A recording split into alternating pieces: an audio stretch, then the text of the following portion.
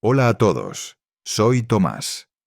Aunque en el pasado muchos me conocían simplemente como el del yate, el que tiene 4 casas, o peor aún, el soltero de oro que nunca se compromete.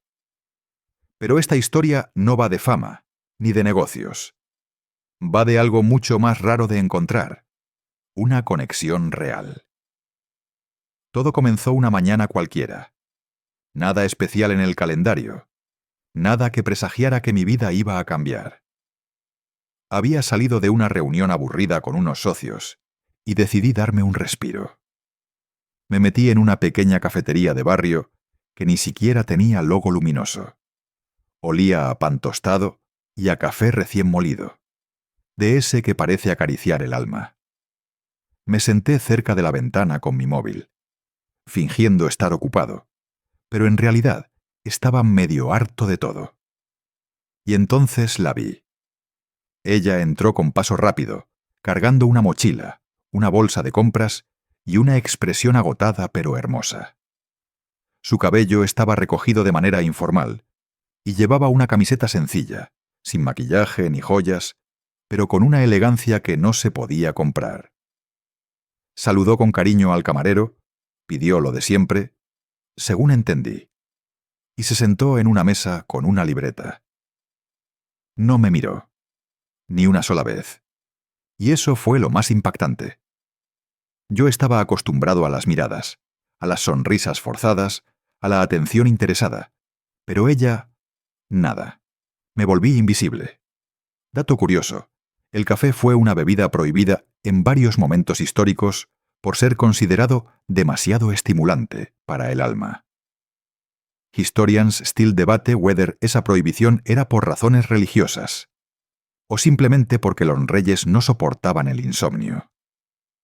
En ese momento no sabía que era madre.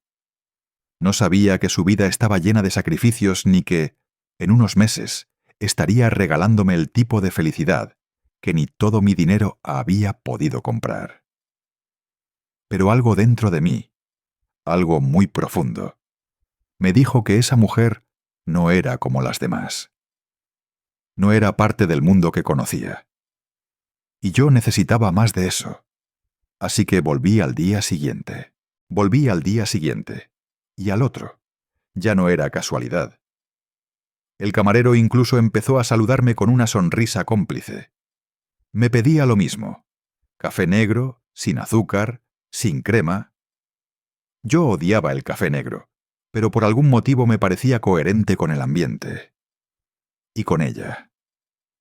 Siempre llegaba casi a la misma hora, con la misma expresión cansada. Pero había algo en su forma de moverse que me atraía más que cualquier perfume de diseñador. Una especie de dignidad silenciosa. De esas que no necesitan explicar nada, porque ya lo han vivido todo. Ese día vi algo distinto. Una pequeña mochila escolar colgando de su silla. Fue entonces cuando apareció él. Su hijo. Tendría unos 6 o 7 años. Llevaba una chaqueta raída, las mangas un poco cortas y cargaba con una lonchera de Spiderman. Se sentó frente a ella, sacó un libro de dibujos y empezó a colorear en silencio. Ni una queja, ni una palabra fuera de lugar. Solo obediencia tranquila, casi demasiado tranquila. Y ahí me quedé, observando, ocultándome tras el periódico del día, como si de verdad supiera lo que estaba leyendo. Pero en realidad solo pensaba, ¿cómo puede esta mujer tener tanta fuerza? ¿Cómo puede verse tan entera cuando lleva el mundo sobre los hombros? Esa noche, en mi ático con vista a la ciudad, pensé más en ella que en los números de la bolsa. Algo que no me pasaba. Bueno, nunca. Me di cuenta de que ya no era simple curiosidad. Era interés. Del tipo que no puedes ignorar aunque intentes distraerte con botellas de vino caro o relojes suizos. Dato curioso, en las antiguas tribus nómadas del desierto, las mujeres que criaban solas eran consideradas sabias por sobrevivir sin protección masculina. Historians still debate whether esta admiración fue real o una forma de justificar el abandono sistemático. La tercera vez que la vi, Ella también me miró. Fue rápido, apenas unos segundos, pero fue suficiente para entender algo. Ella sabía que yo estaba ahí. Y eligió no hacer nada al respecto. No era indiferencia. Era otra cosa. Precaución, tal vez. Como si la vida ya le hubiese enseñado a no confiar demasiado rápido. Así que decidí esperar. Ir cada día. No para impresionarla. No para exhibir mi estúpido reloj de 20.000 euros. Solo para estar. Para que se acostumbrara a verme. Para que, quizá un día, me regalara algo más que una mirada fugaz. Pasaron varios días antes de que se diera otra oportunidad para interactuar. Y fue gracias a él, al niño. Aquel pequeño con cara seria y mochila descolorida, que una mañana dejó caer sus lápices de colores justo a mis pies. Fue tan accidental que casi me pareció planeado. Me agaché, recogí uno por uno y se los entregué con una sonrisa. Él me miró, como si yo fuera un extraterrestre. No miedo, pero sí sorpresa. Luego me dijo con voz bajita: «Gracias, señor». Su madre levantó la vista y por primera vez me sonrió. No fue una sonrisa de coqueteo ni de cortesía. Fue una de esas sonrisas cansadas pero genuinas, como si en su cabeza pensara: «Al menos es amable con mi hijo». Aproveché ese pequeño puente para saludarla. Me presenté como Tomás. Ella se presentó como Clara. Y ahí quedó. Sin más. No hubo conversación larga, ni risas compartidas, ni chispa cinematográfica. Pero yo salí de ese café como si me hubieran dado el primer beso. El niño se llamaba Lucas. Tenía unos ojos oscuros que parecían demasiado sabios para su edad. No hablaba mucho. Observaba. Con la atención de quien ha tenido que aprender a leer el mundo desde muy temprano. Dato curioso. En Japón, algunos niños caminan solos al colegio desde los 5 años como muestra de confianza social. Historians still debate whether eso es señal de madurez o simplemente de necesidad cultural. Lo cierto es que Lucas tenía esa misma energía. No la de un niño despreocupado, sino la de alguien que sabía que su madre estaba cansada y que debía portarse bien para no complicarle más la vida. Y eso me partía el alma. Empecé a notar cosas que otros clientes probablemente no veían. Cómo Clara pedía siempre lo más barato del menú. Cómo compartía su sándwich con Lucas sin que él lo notara. Cómo miraba de reojo la cuenta antes de pagar, haciendo cálculos mentales para ver si le alcanzaba también para el pan de la noche. Yo, en cambio, llevaba un abrigo que costaba lo mismo que el alquiler mensual de ese lugar. Y me sentí avergonzado. Desde ese día dejé de entrar con el reloj caro. Dejé el coche de lujo estacionado 3 calles más allá. Cambié mi apariencia, no para fingir, sino para acercarme sin crear distancia. Porque si quería conocerla, tenía que despojarme primero de todo lo que me alejaba de su mundo. No sé en qué momento dejé de ver la cafetería como un escape y empecé a verla como parte esencial de mi rutina. Pero ahí estaba yo, cada mañana, con la esperanza absurda de cruzar una palabra más con Clara o de intercambiar una mirada silenciosa con Lucas. Un día llegué más temprano de lo habitual. Ella ya estaba allí, escribiendo algo en su libreta mientras Lucas coloreaba. Pedí mi café y me senté un par de mesas más cerca. El camarero me lanzó una mirada como diciendo: «Por fin te animas». Ese día Clara parecía más relajada. Tal vez porque Lucas estaba entretenido, o tal vez porque ya se había acostumbrado a mi presencia constante. Al notar que no me movía, me dirigió una pregunta que me tomó por sorpresa. «¿Tú no trabajas?» Me reí, no de burla, sino de verdad. «Trabajo, pero tengo el privilegio de decidir cuándo y dónde». «Vaya, eso suena cómodo», respondió ella sin sarcasmo, pero con una sombra de ironía. Le conté, sin demasiados detalles, que manejaba algunas empresas y que ahora trabajaba más desde casa. Evité decirle que tenía acciones en 4 multinacionales, 2 jets y una finca en Toscana. Me limité a decir que estaba intentando simplificar mi vida. Ella asintió, como quien no tiene tiempo para complejidades. Lucas levantó la cabeza y me mostró su dibujo. Un robot con capa. ¿Te gusta?, preguntó. Me encanta. ¿Es un superhéroe? Sí. Es pobre, pero puede volar, me dijo con una sonrisa que me perforó el pecho. A veces, las frases más inocentes cargan las verdades más pesadas.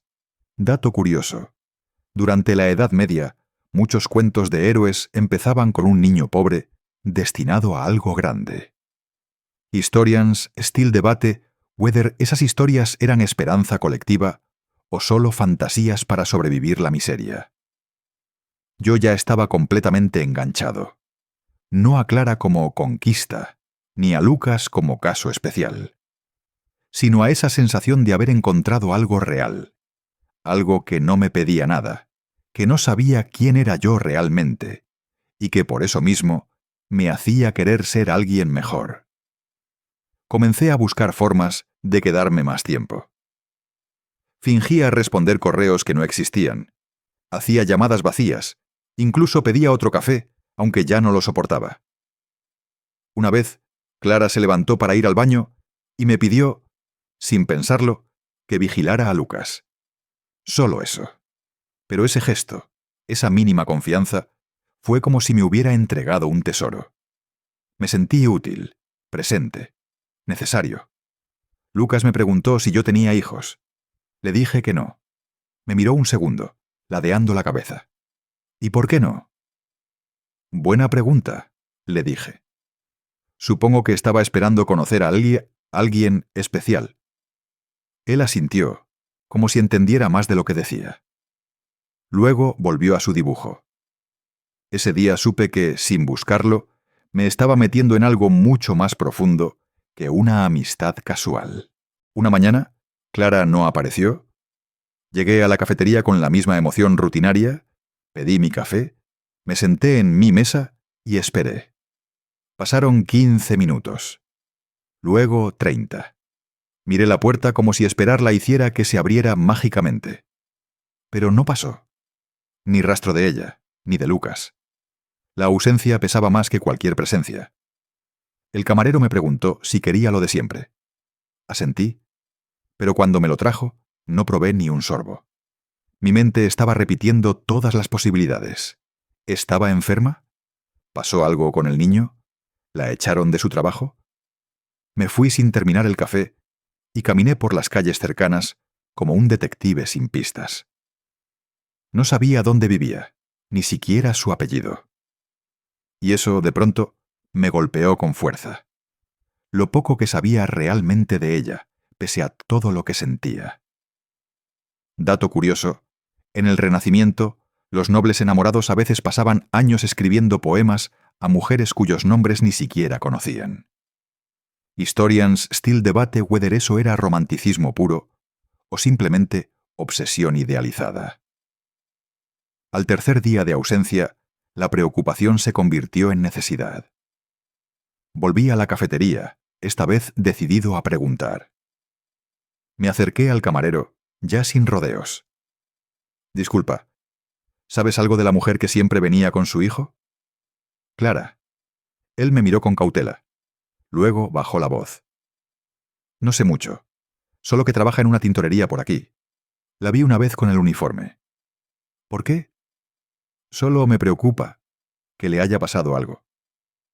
Te entiendo, respondió y señaló una calle. Podrías probar por la calle de los Plátanos. Ahí hay una lavandería. Sin perder tiempo me dirigí allí. El lugar era modesto, con una puerta de vidrio y un letrero descolorido que decía Tintorería El Sol. Entré y una mujer mayor me atendió con una sonrisa cansada. ¿Clara trabaja aquí?, pregunté. Sí, pero hoy no ha venido. Llamó para decir que estaba con su hijo en el hospital. Mi estómago se encogió. ¿Está bien? No lo sé. Solo dijo eso. Pero son buena gente. Siempre con una sonrisa. Siempre correctos. Agradecí y salí de ahí con el corazón en un puño. No tenía forma de contactarla. No podía hacer nada, salvo esperar. Esa noche, no dormí. Caminé por mi penthouse como un lobo enjaulado. Tenía todo, y aún así me sentía completamente impotente. Es curioso cómo alguien puede volverse tan importante en tan poco tiempo. Cómo la rutina se transforma en afecto. Cómo el afecto se transforma en preocupación. Y entonces, cómo la preocupación se convierte en amor. Porque eso era lo que sentía. No podía negarlo más. Estaba enamorado de Clara. 2 días más tarde, cuando ya estaba considerando pasarme por todos los hospitales de la ciudad, volví a la cafetería por pura costumbre. O quizás por esperanza. O quizás porque no sabía hacer otra cosa. Y ahí estaba. Clara, sentada en su mesa de siempre, con una expresión pálida pero serena. Lucas, junto a ella, dibujando con menos energía de la habitual, pero vivo. Vivo. Y eso era suficiente. Me acerqué sin disimulo, casi como un niño que corre a abrazar a su madre. ¿Estás bien?, pregunté tratando de no sonar desesperado. Ella me miró sorprendida, como si no esperara que yo notara su ausencia. Sí. Lucas tuvo fiebre alta. Le hicieron unos estudios, pero ya está mejor. Lucas levantó la vista y dijo con una voz suave: «Estoy mejor porque mamá me dio sopa y abrazos». Mi corazón se derritió en el acto. Me senté sin pedir permiso, cosa que normalmente no haría, pero Clara no protestó. De hecho, me ofreció una leve sonrisa, una que decía: «Gracias por preocuparte». «¿Necesitas algo? ¿Puedo ayudarte en algo?», pregunté. Ella negó con la cabeza. «No estoy acostumbrada a que me ayuden». «Bueno, será hora de que te acostumbres», respondí con una sonrisa tímida. Dato curioso: en la antigua Roma, los ricos solían ofrecerse como protectores de ciudadanos con menos recursos a cambio de lealtad. Historians still debate whether eso era generosidad o simplemente otra forma de poder. Yo no quería ser protector de nadie, solo quería estar cerca, y tal vez, poco a poco, merecer un espacio en su mundo. ¿De verdad te preocupaste tanto?, me preguntó de pronto, con una mezcla de sorpresa y desconfianza. No podía dormir, confesé. Ella bajó la mirada. No dijo nada, pero su silencio fue tan fuerte como un yo también. A partir de ese día, las cosas cambiaron. No de forma drástica, pero sí constante. Clara empezó a incluirme más, a aceptar mis invitaciones a compartir desayuno, a permitirme acompañarlos en caminatas breves después de la escuela de Lucas, incluso a contarme detalles de su vida. Me habló de cómo había quedado embarazada a los 19, de cómo el padre de Lucas desapareció, de cómo sus padres le dieron la espalda, de cómo había aprendido a sobrevivir sin esperar nada de nadie. «No me gusta pedir favores», dijo una vez, «porque la gente siempre espera algo a cambio». «Yo no espero nada», respondí. «Solo quiero estar cerca». Esa frase quedó flotando entre nosotros como una promesa que ninguno se atrevía a nombrar. Y Lucas. Lucas ya no era solo el niño que dibujaba robots. Ahora me hablaba de sus sueños, de cómo quería tener una cama con forma de nave espacial, de cómo quería aprender a programar videojuegos, de cómo le gustaría tener una bicicleta roja. Empecé a notar que yo también soñaba, no con jets privados ni nuevos negocios, sino con ese pequeño mundo que empezábamos a construir sin darnos cuenta. Y por primera vez en mucho tiempo, no sentí miedo de desear algo tan simple como pertenecer. Lucas cumplía años un jueves. Lo supe porque me lo dijo con una mezcla de emoción y resignación, como si esperara que nadie lo recordara, pero igual se atreviera a mencionarlo. «Cumplo 7», me dijo. «Mamá dice que tal vez hagamos una torta de zanahoria». ¿Y qué te gustaría recibir?, le pregunté con complicidad. No sé, un pastel grande, con dinosaurios, y globos, y una bicicleta. Pero no importa, la torta está bien. Esa última frase me rompió un poco. Hablé con Clara. No fue fácil. Al principio se cerró por completo. No quiero que sienta que todo le cae del cielo, me dijo. Ya ha aprendido a vivir con poco. No quiero que crea que las cosas llegan solo porque uno las desea. Pero no tiene que ser así siempre, repliqué. También puede aprender que a veces la vida da regalos inesperados y que está bien recibirlos. Después de una larga pausa, accedió, con condiciones claras. Nada exagerado, nada de fiestas ostentosas, nada de mostrar. Solo algo pequeño, en casa. Y eso fue exactamente lo que hice. O eso intenté. Dato curioso, los cumpleaños como los celebramos hoy se popularizaron con la corte del emperador romano Augusto, quien celebraba su día con pan, vino y poemas dramáticos. Historians still debate whether eso era vanidad imperial o una forma de conectar con el pueblo. Yo no llevé vino ni poemas, pero sí un pastel de chocolate con dinosaurios, globos verdes y una bicicleta roja, envuelta en una cinta enorme. Cuando llegué al pequeño departamento que Clara alquilaba, me recibió con una mirada mixta entre ternura y reproche. Dije sin exageraciones. Lo sé, pero técnicamente el pastel lo exageraron ellos, no yo, le dije señalando la pastelería en la caja. Lucas gritó al ver la bici. Corrió, la tocó como si fuera de cristal. Luego me abrazó tan fuerte que por un segundo olvidé que no éramos familia. Fue un día simple, pero lleno de significado.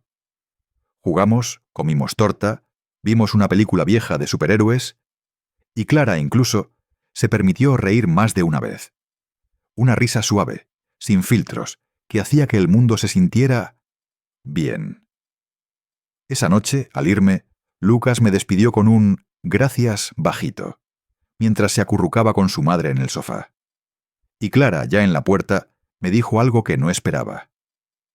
«No sé cómo lo haces, pero desde que llegaste, todo se siente menos difícil».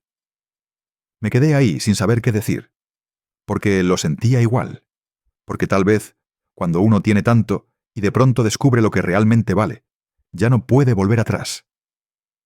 Esa noche dormí con una sonrisa. Y no fue por el éxito de un negocio, ni por una inversión acertada. Fue por una bici roja, un pastel con dinosaurios, y una mujer que, poco a poco, me estaba dejando entrar.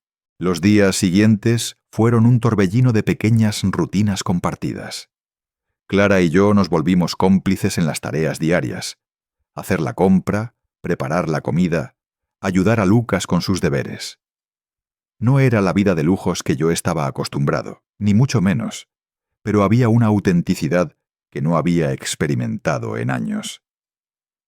Recuerdo que una tarde, mientras caminábamos hacia el parque, Clara me contó que siempre había querido ser maestra, pero que la vida la había empujado a otro camino. Su voz sonaba triste, pero no derrotada. «Nunca tuve la oportunidad», dijo. «Pero al menos intento enseñar algo a Lucas. Eso me basta». Su humildad me conmovió. Yo, que había crecido rodeado de todo, entendí por primera vez que el verdadero valor no estaba en lo material, sino en esas pequeñas batallas diarias que nadie ve.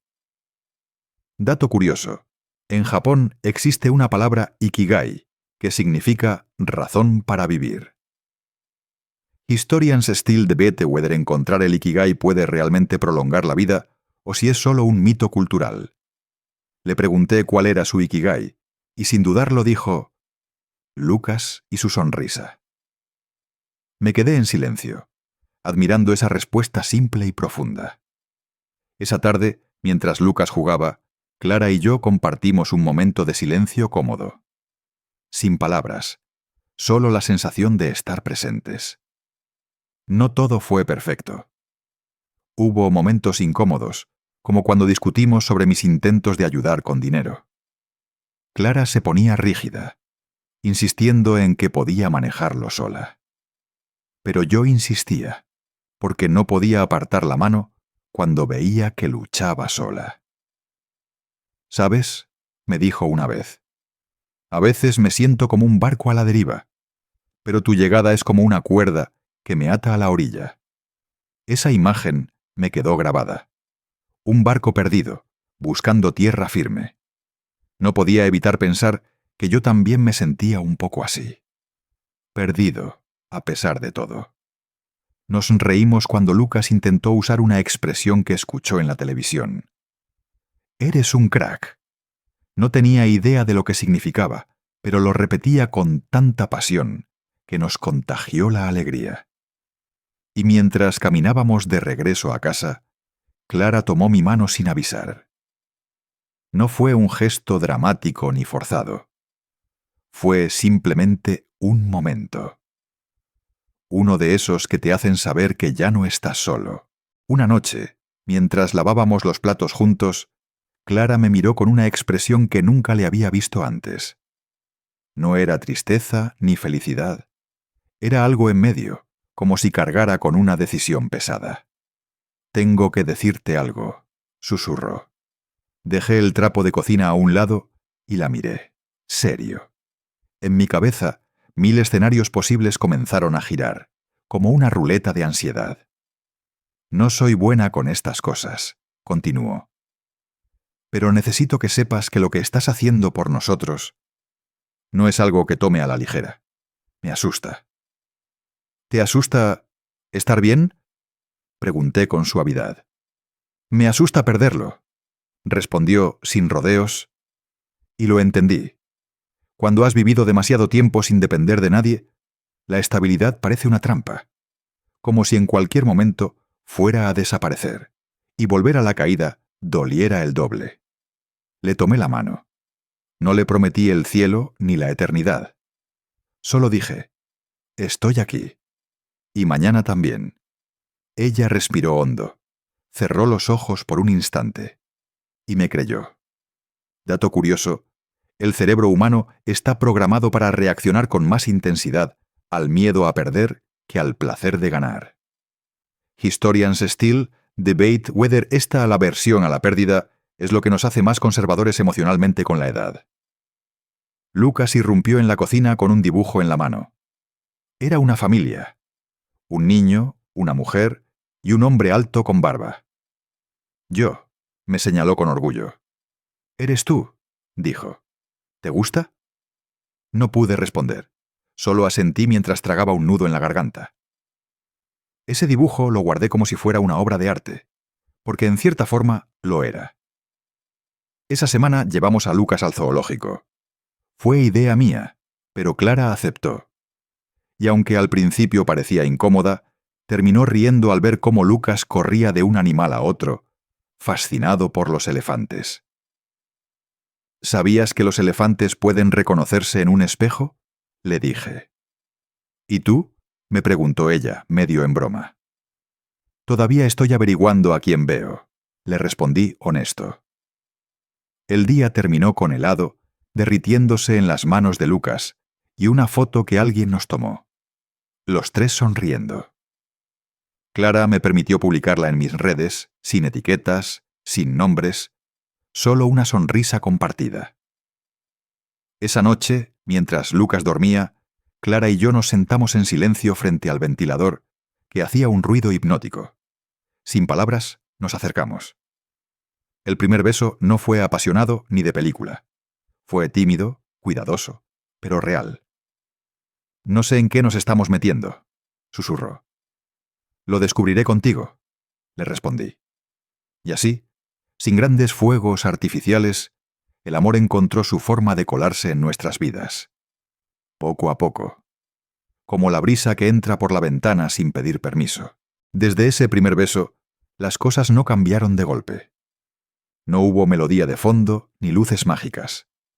Solo una nueva complicidad, más suave, más íntima. Ahora compartíamos no solo tiempo, sino silencios que ya no eran incómodos, miradas que decían más que cualquier palabra. Clara seguía siendo prudente. seguía siendo ella. Práctica, sensata, con los pies firmemente plantados en la tierra. Y eso me encantaba. Una tarde, mientras Lucas estaba en casa de un amigo, decidimos cocinar juntos. Intentamos hacer empanadas porque, según Clara, es lo más democrático que existe en la cocina. Todos rellenan y todos comen. Dato curioso. En la Edad Media, las empanadas se utilizaban para conservar la carne durante los viajes largos. Historians still debate whether fueron los árabes quienes introdujeron la receta en Europa o si surgió espontáneamente en varios lugares a la vez. Mientras cocinábamos, me atreví a preguntarle algo que venía rondando en mi mente. ¿Qué pasó con el padre de Lucas? Ella se quedó en silencio unos segundos, amasando con más fuerza de la necesaria. Se fue, justo cuando supo que estaba embarazada. Nunca volvió a llamar. Sentí una mezcla de rabia y compasión. No quise indagar más. En lugar de eso, simplemente le dije: «Gracias por no rendirte, por criarlo sola, por seguir adelante». Ella no respondió, pero una lágrima le cayó en la masa. No hizo falta más. Después de cenar, pusimos música vieja. Un vinilo que Clara tenía, con canciones que crujían un poco, pero que sonaban a hogar. Bailamos torpemente en la cocina. Reímos, nos abrazamos. En medio de la noche, salimos al balcón con un par de mantas. El cielo estaba despejado y la ciudad dormía. Clara se apoyó en mi hombro y dijo algo que nunca voy a olvidar. Nunca pensé que alguien como tú se fijaría en alguien como yo. Le acaricié el cabello y respondí: «Nunca pensé que alguien como tú pudiera enseñarme tanto». Y era cierto, en el mundo de los negocios todo se mide. Ganancias, pérdidas, estadísticas. Pero con Clara y Lucas aprendí a medir por momentos, no por resultados. Esa noche, antes de dormir, revisé el dibujo que Lucas me había regalado. Le añadí un pequeño sol en la esquina superior. No era muy bueno dibujando, pero sonreí.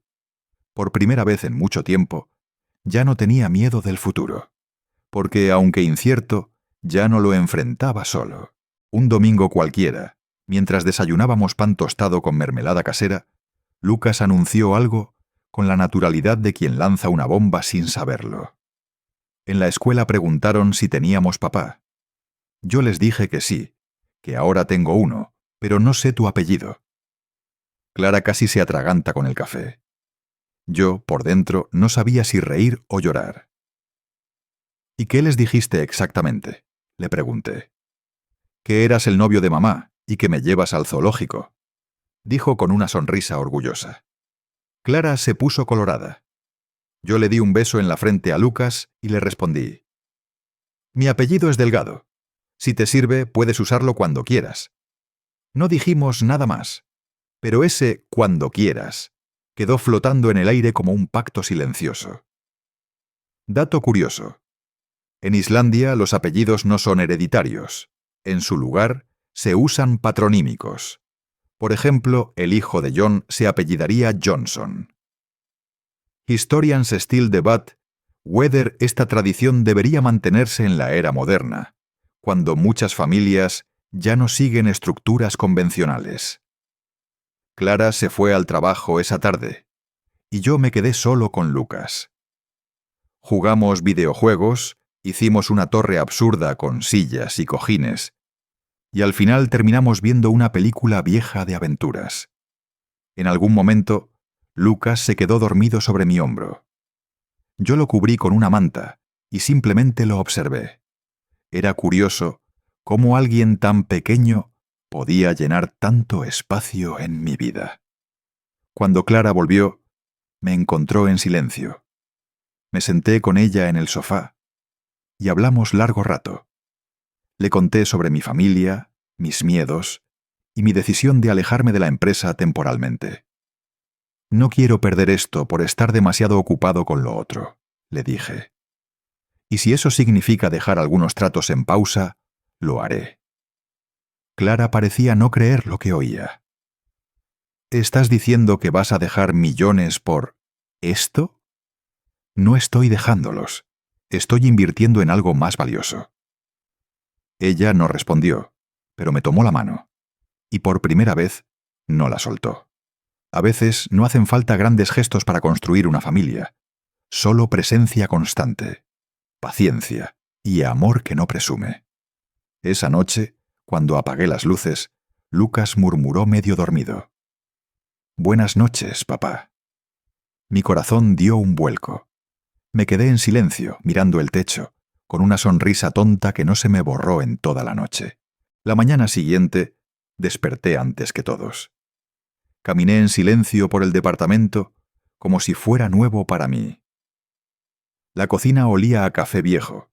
La luz entraba tímida por las persianas, y el dibujo de Lucas seguía colgado en la nevera, ahora con el sol que yo había añadido.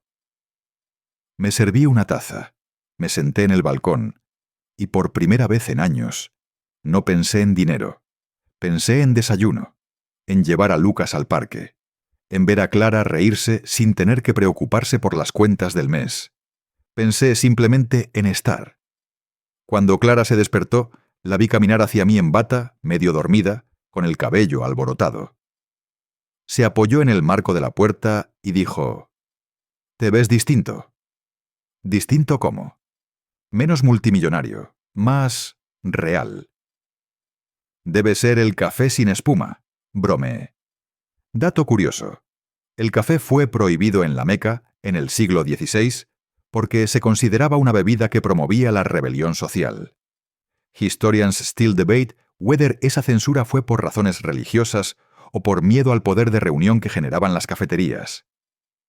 Clara se rió, se sentó junto a mí y me robó un sorbo de café. En ese momento, su teléfono vibró. Lo miró y frunció el ceño.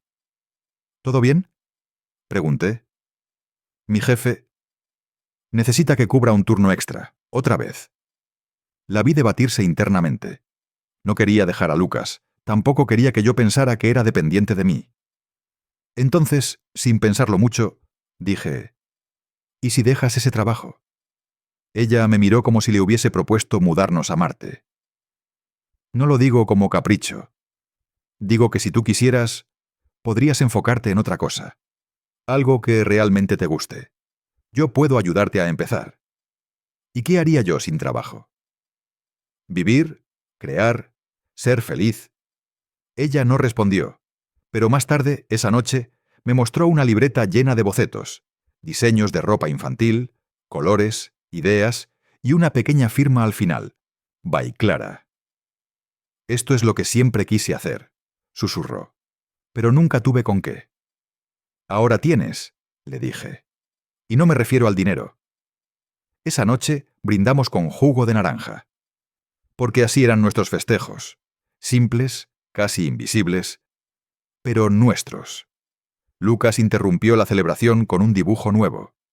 Esta vez era un desfile de modas. Clara estaba al frente, yo al fondo cargando bolsas de tela. Lucas en la pasarela, vestido de dinosaurio con corbata. Lo colgamos junto al otro, y nos fuimos a dormir con una sensación rara. No de que todo fuera perfecto, sino de que, por fin, todo tenía sentido. El día que Clara renunció a su trabajo, lo celebramos con helado. Nada de cenas lujosas, ni brindis con copas de cristal, solo 3 cucharas, un envase familiar y una banca en la plaza. «¿Estás segura?», le pregunté mientras Lucas intentaba equilibrar una cucharada enorme. «Más que nunca», respondió. «No por ti ni por el dinero. Lo hago por mí». Y ahí supe que no había nada más atractivo que una mujer que se elige a sí misma. Decidimos convertir una parte del departamento en un mini taller. Compramos una máquina de coser, telas coloridas, botones de formas graciosas y hasta una lámpara de pie para que la inspiración tenga buena luz, según Clara. Dato curioso: Coco Chanel comenzó diseñando sombreros en un pequeño taller de París, sin imaginar que su apellido terminaría siendo sinónimo de lujo. Historians still debate whether su verdadero impacto fue en la moda o en la liberación femenina a través del vestuario. Lucas se convirtió en su modelo no oficial. Cada vez que Clara terminaba una prenda, él desfilaba por el pasillo con una mezcla de orgullo y torpeza que nos hacía reír hasta doler la panza. Una tarde, Clara me mostró una página web que estaba diseñando. Se llamaría Pequeños Gigantes y vendería ropa infantil hecha a mano. Yo no podía estar más orgulloso. ¿Y si no funciona?, preguntó, más consigo misma que conmigo. Entonces tendremos una casa llena de ropa hermosa, le dije. Y eso ya es una victoria.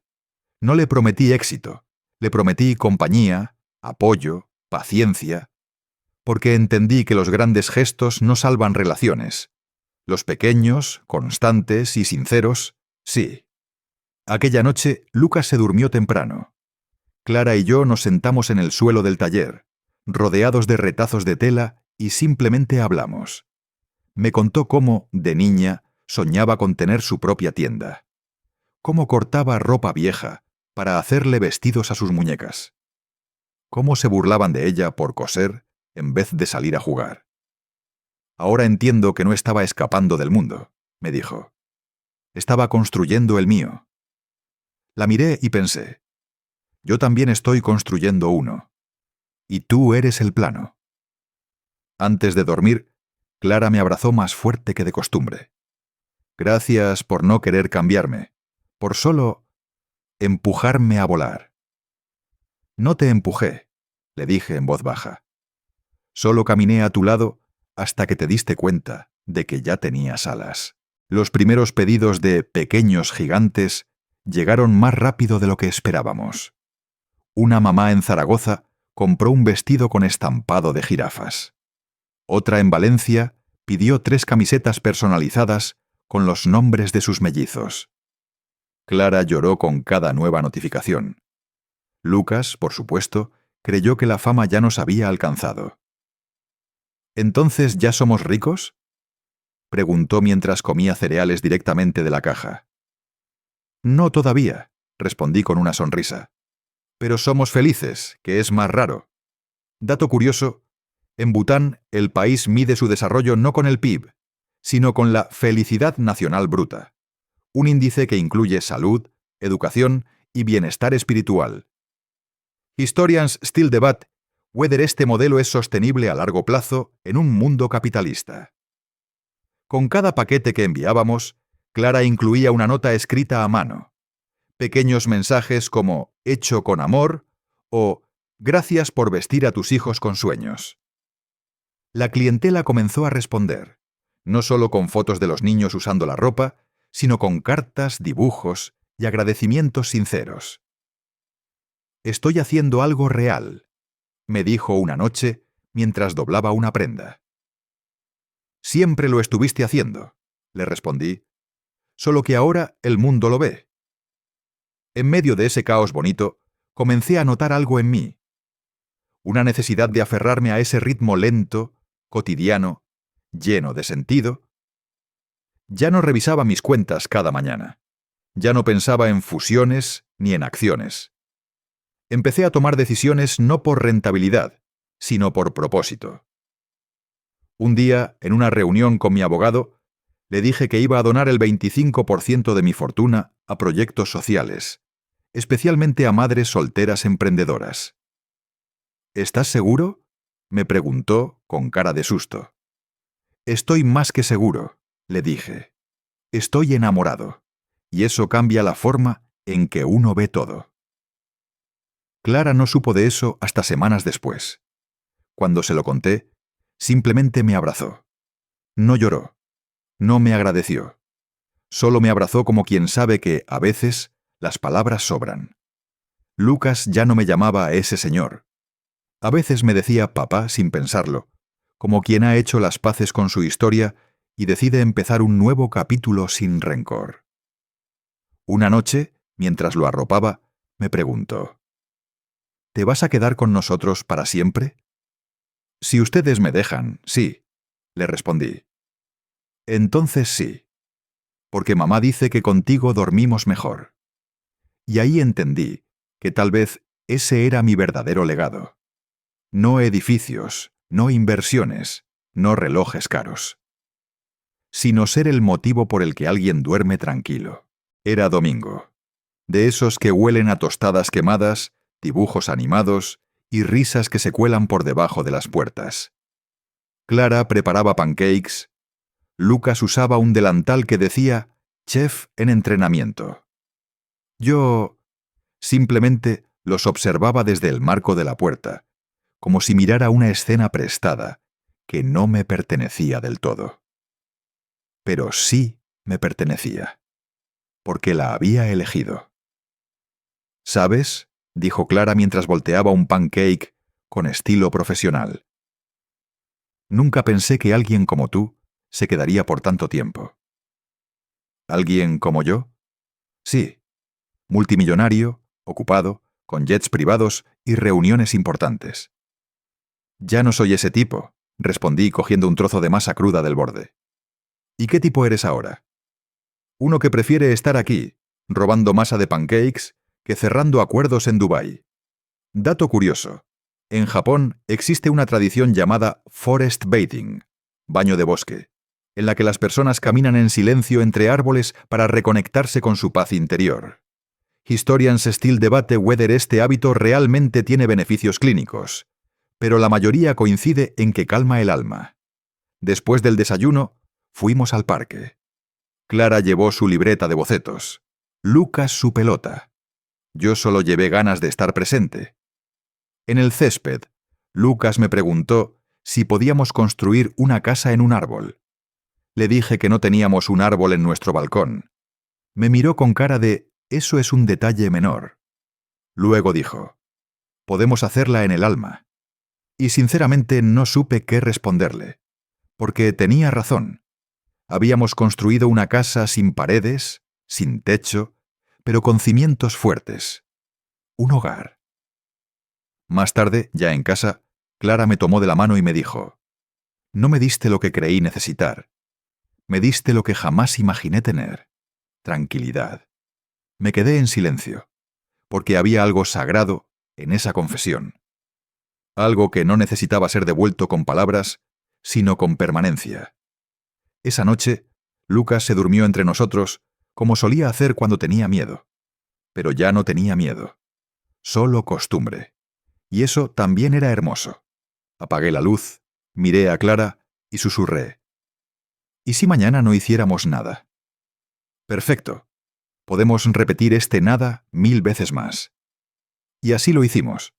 No hubo anillos, ni boda, ni portadas de revistas. Pero sí hubo domingos, y desayunos torpes, y abrazos en el pasillo, y tardes de costura, y cuentos antes de dormir, y una pequeña empresa que vestía a cientos de niños con amor. Yo, que alguna vez tuve todo el dinero del mundo, terminé encontrando la verdadera riqueza en un rincón del alma de una madre soltera, y en la risa de su hijo. Y créanme, no lo cambiaría por nada.